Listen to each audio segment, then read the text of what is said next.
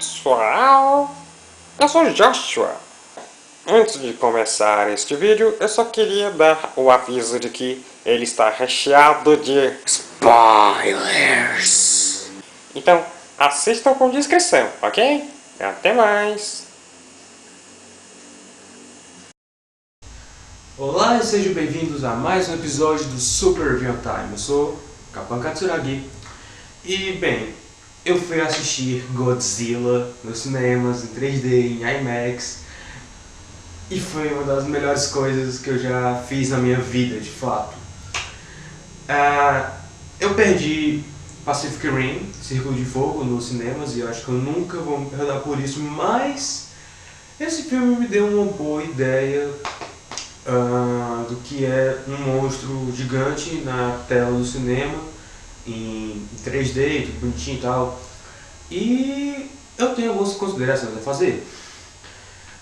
Vamos à história. Walter White, de Breaking Bad, trabalha na usina atômica no Japão. E trabalha lá com a esposa dele, mora lá com a esposa, com o filho. Acontece que um dia um acidente acontece e a esposa dele acaba morrendo no processo. O que deixou ele muito pirador na cabeça, e 15 anos depois, o filho dele ele acaba recebendo a ligação e volta para o Japão porque o pai dele entrou numa zona proibida, numa zona de quarentena. Ele tem provas, evidências de que não foi um acidente que aconteceu. O típico cara que é paranoico, que é da conspiração de que o governo está escondendo alguma coisa a mais e ele tá certo, mas ninguém acredita nele, enfim, clichê de filme catástrofe. E acontece que ele estava certo, grande surpresa! O governo japonês realmente estava escondendo alguma coisa, porque alguns anos antes eles descobriram os fósseis dos restos mortais do primeiro Godzilla, que morreu durante testes nucleares no Pacífico. E esses testes serviram justamente de fachada, porque eles estavam tentando matar o Godzilla e eles realmente mataram. E nesses restos mortais eles descobriram larvas de bichos que eles não sabiam o que eram, que acabaram se desenvolvendo, e eles estavam usando esses bichos que se alimentam de radiação como fonte de energia, de certa forma, mas também para estudar esses bichos para poder matar eles.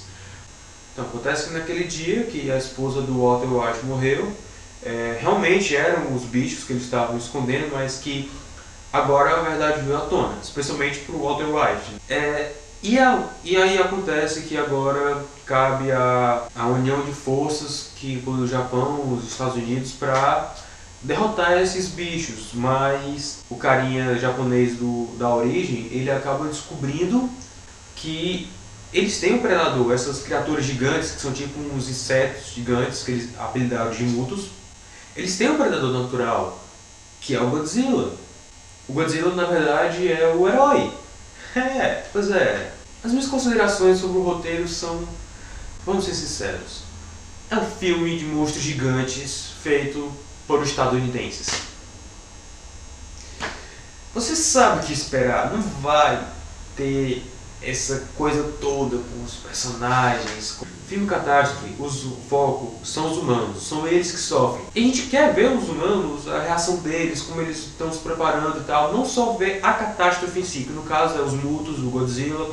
Eles fizeram isso bem no primeiro Godzilla de 54, porque ainda estava muito fresca na ideia dos japoneses a catástrofe de Hiroshima e Nagasaki. E fez sentido, foi tipo um tapa na cara mesmo, porque ele realmente mostrava o quão perigosas podiam ser as bombas atômicas. E nesse daqui é interessante notar isso, porque é menos, eles parecem que abrandam mais. No Godzilla original, eles não dizem diretamente que são os Estados Unidos, é tipo qualquer país do mundo. Se você for tentar usar armas nucleares, cuidado, porque pode acontecer isso.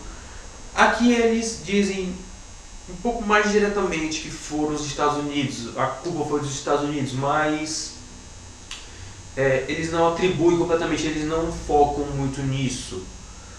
Eu não sei, sinceramente, eu não sei como me posicionar diante dessa colocação, porque não me incomoda muito, mas o que me incomoda é, eles fizeram a coisa certa, tá? Eles focaram muito nos humanos, focaram muito nos seus relacionamentos, como eles se defendem e tal, mas faltou alguma coisa ali, eu não me senti atraído pelos personagens, eu não me senti cativado por eles, eu não sei exatamente por que torcer pra eles, em especial o soldado filho do Walter White. Talvez, sei lá, porque ele tem uma família nos Estados Unidos que ele quer proteger, uma esposa que ele ama, um filho que ele ama e que nem sempre tá com ele. E que o Godzilla tá só atrapalhando ele de voltar pra casa. Talvez, mas alguma coisa mais palpável. Os personagens são um pouco planos demais. Digo, o Ken Watanabe, ele não tem muito papel lá, ele fica mais pra explicar as coisas. Tipo, ok. Ele é um cientista, tá? Eu não quero que ele seja tipo um Freeman da vida, que pega a arma e vá dar um headshot no Muto. Não. Ok. Mas vamos tentar fazer ele um pouco mais tridimensional. Foi uma boa jogada eles tentarem colocar aquele negócio do pai dele, mas é clichê e não é muito focado. Falta um refinamento maior, na verdade. E chegou uma hora até que cansa, porque fica indo as cenas pros mutos, pros soldados com Godzilla e os mutos. Chegou um ponto que eu disse pra mim mesmo, cara, chega de soldado, eu não quero mais ver soldado. Eles só vão falar de forma técnica, tentando ajudar o público a entender a forma técnica que eles dizem, calem a boca. Isso foi um espaço curto, mas enfim, vocês entenderam a ideia. Alguns dramas desnecessários, tipo o guri que se perde no metrô, dá um toque assim mais de realismo, poderia ter acontecido, mas ficou estranho. Como já nos mesmo disse no vídeo que foi assistir o filme, os humanos foram praticamente inúteis. Eles foram dispensáveis praticamente, eles serviram mais porque eles querem se defender. O que não deixa de ser uma verdade, se aparecesse um bicho desse, a gente ia querer se defender mesmo que fosse inútil. Tipo, eles usam armas pra matar os bichos. Cara, seus antas, vocês não assistem Sentai, vocês não assistem Tokusatsu, vocês têm que usar armas de plástico que soltam fogos de artifício pra matar essas criaturas imbecis. E o ritmo também é um pouco estranho. Nessas partes que eu falei, que eles ficam entre os mutos e os humanos Godzilla, enfim. Mas é perfeito pra quando ele tenta criar o clima de tensão. E em alguns momentos o 3D ajuda e em outros não. Em alguns momentos ele é totalmente dispensável, às vezes é tudo muito escuro, você não consegue distinguir direito. Mas em outros ele realmente dá uma sensação de imersão maior. Já que a gente falou, vamos falar dos monstros.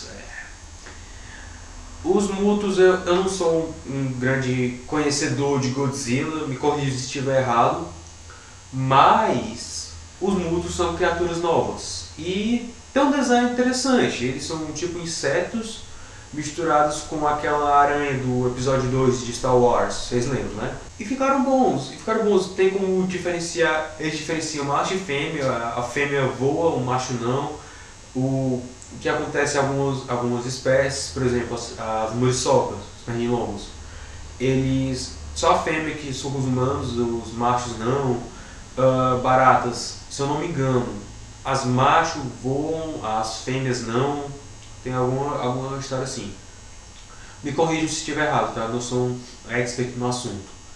E é uma boa base biológica para usar para essas criaturas, fica um pouco mais realista. E o Godzilla? Deus abençoe quem fez o visual do Godzilla, meu Deus, que coisa linda. Desculpa. É que eu sou um grande fã do filme original, tá? Eu vi o filme original umas 3 vezes, o Godzilla 2 eu vi 2 vezes, se não me engano, o Mothra vs Godzilla eu vi 3 vezes, eu acho, e eu amei. E eu vi Rodan uma vez e eu dormi. Eu acho que essa é toda a vivência que eu tenho com filme de monstro gigante. Fora Círculo de Fogo e aquela bomba que é Mighty Peking Man. Enfim, Godzilla, cara, eu juro pra vocês, quando eu digo que ele cria a tensão necessária pra você gostar do Godzilla, assim, porque, cara, ele tá muito badass. Ele tá muito badass. Ele não é um figurante de Jurassic Park como era naquela bomba com Jean Reno e Matthew Broderick. Ele tá lindo. Eu não vou mentir pra vocês que eu me senti uma criança de novo, porque eu sabia que era digital, eu sabia que ele não tava ali, eu sabia que era falso, mas quando eu ouvi aquele rugido e aquela boca se abrindo bem aqui, e todos os movimentos, e cara, eu juro, eu fiquei assim, eu quase abracei ele, gente.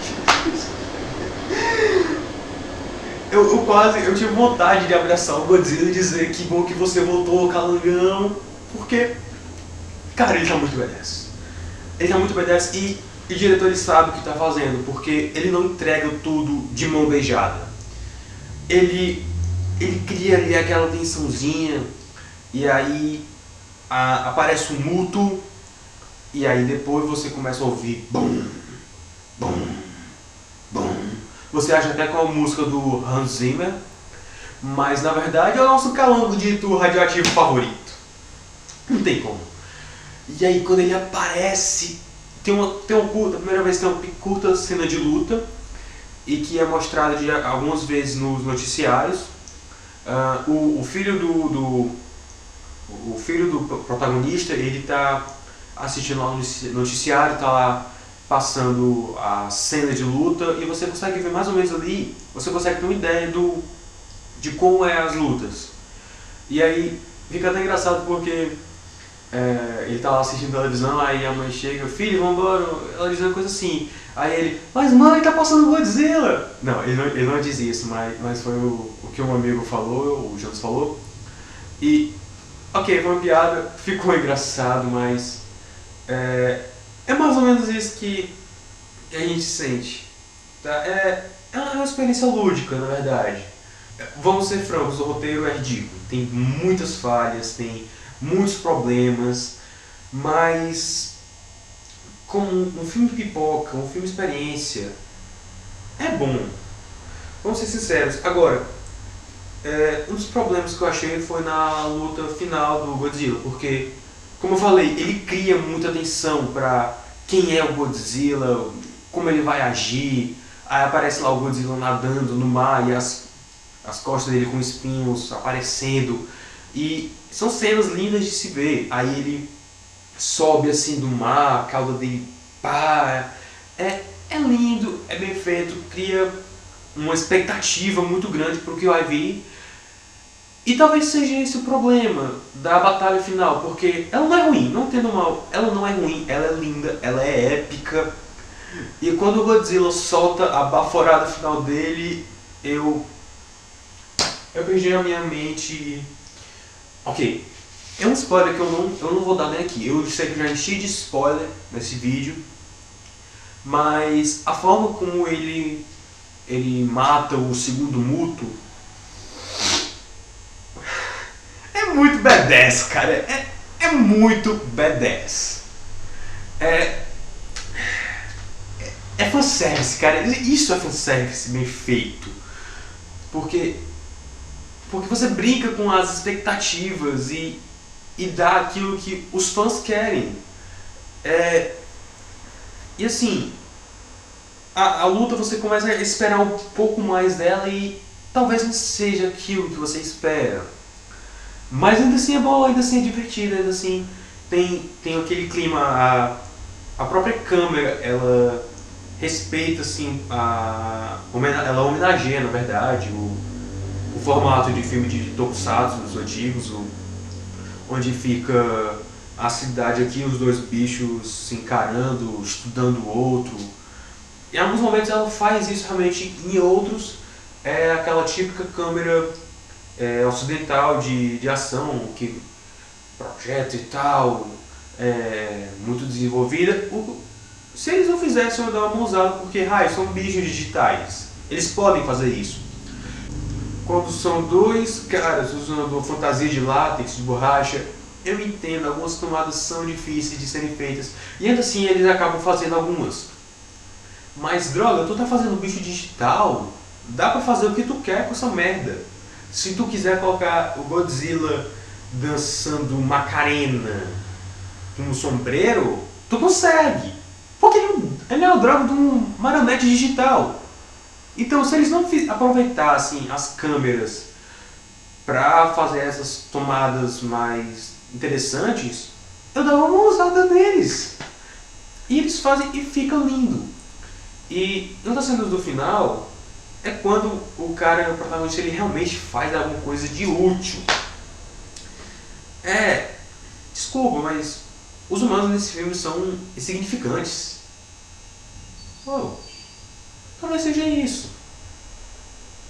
Eu tô parando pra pensar agora, porque talvez esse seja o tipo de mensagem, porque nos outros filmes onde o Godzilla é o vilão, os humanos conseguem matar o Godzilla.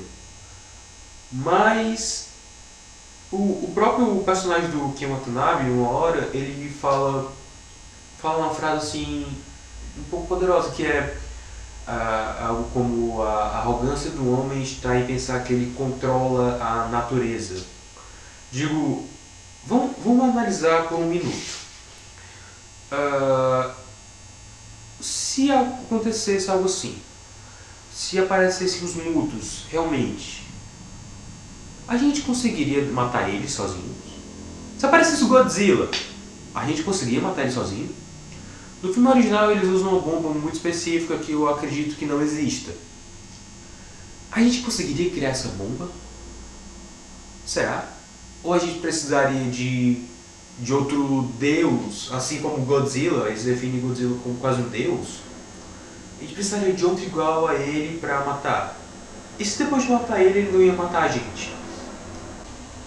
Essa é realmente uma questão interessante. Então, eu vou deixar para vocês pensarem. Se vocês quiserem, comentem um pouco sobre essa camada de leitura que eu pensei agora. É sério, eu pensei isso realmente agora, então eu preciso um pouco de tempo para digerir essa ideia. Enfim, o que mais posso ser dito? Cara, é um filme pipoca, é um filme fanservice, é um filme de monstros gigantes, então não espero um roteiro muito desenvolvido. O Godzilla original também não era tão desenvolvido no roteiro assim, vamos ser francos. E você que tá reclamando que o Godzilla apareceu pouco, cara, é Godzilla! O Godzilla no filme original também não apareceu muito. Inclusive, eu achei que eu ia ficar frustrado. Eu assisti o primeiro filme pela primeira vez e eu não vi muito do Godzilla e eu me senti um pouco frustrado. Mas depois eu pensei, não, cara, ele realmente tem uma mensagem forte e ele passa essa mensagem através dos personagens. Os personagens são carismáticos. Você pode até começar a gostar de um tipo, o Dr. Serizawa, do original. Ele é um personagem muito interessante. Ele tem uma personalidade, ele tem uma coisa de cientista louco, de não querer entregar a arma. É uma jogada interessante. Inclusive tem referência a esse cara no filme original. Inclusive no começo aparece o Ken Watanabe de óculos escuros. E aí alguém chamou ele de Dr. Serizawa, Dr. Serizawa. E o Jonas do meu lado, como é que é, mano? Aí é o primeiro doutor. Graças a Deus que ninguém fez uma piada de Doctor Who, porque seria muito previsível, eu daria uma usada nele. Mas aí eu falei, cara, se ele tirar aquele óculos e tiver um tapa-olho, eu morro. Então, vocês entendem? É fanservice. É só fanservice.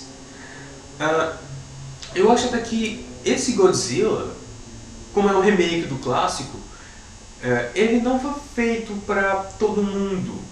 ele foi feito para quem realmente gosta de Tokusatsu, que gosta do Godzilla original. É uma homenagem. É uma homenagem, mas o fato é, poderia ter sido melhor trabalhado? Poderia. Especialmente no roteiro. Droga, especialmente no roteiro. Porque o Godzilla original ele tinha uma mensagem forte e que era atual para aquela época. Fazia pouco mais de 10 anos que os japoneses tinham sofrido ataques das bombas atômicas de Hiroshima e Nagasaki. E ainda era uma coisa muito presente naqueles dias. E eu acho que até hoje também o medo das armas nucleares é muito grande. Todo mundo diz que a Coreia do Norte tem armas nucleares e que os Estados Unidos também tem, para poder conversar de igual para igual. Cara, esse clima de conspiração, esse clima de terror que ninguém sabe o que é verdade, o que é mentira, que a gente vê nas redes sociais, é uma coisa muito atual e que poderia ter sido melhor explorado pelo filme.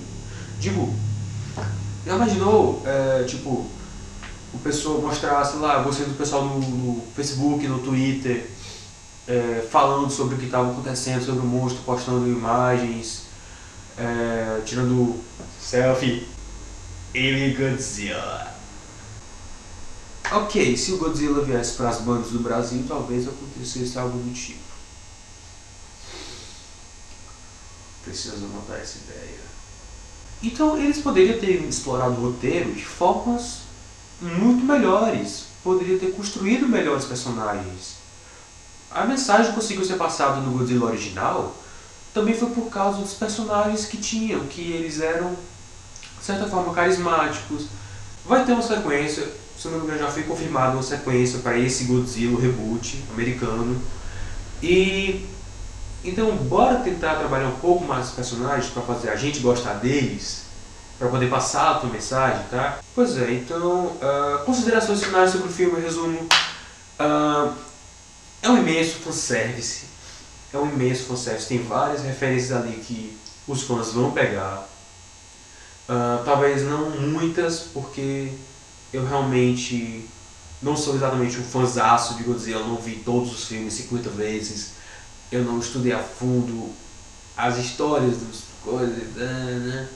Mas eu consegui captar muita coisa no Godzilla original e é a ele que ele se referencia. Vocês vão conseguir fazer as relações rápidas se vocês assistiram o Godzilla de 54. Ele faz muita referência, inclusive até no roteiro, com muito foco nos personagens humanos, mas os personagens humanos precisam de um refinamento maior para que a gente possa gostar deles. Mas as cenas de luta com Godzilla são lindas. As cenas de luta com Godzilla são bem feitas, são bem executadas. Cara, são animais, são badass. Esse Godzilla é aquele Godzilla americano que a gente queria ter visto, porque ele tem coisas novas, mas ao mesmo tempo ele respeita o Godzilla original, o visual original. Ele se movimenta com realismo também, ele não se movimenta como uma pessoa usando látex, o que é muito bom, na verdade.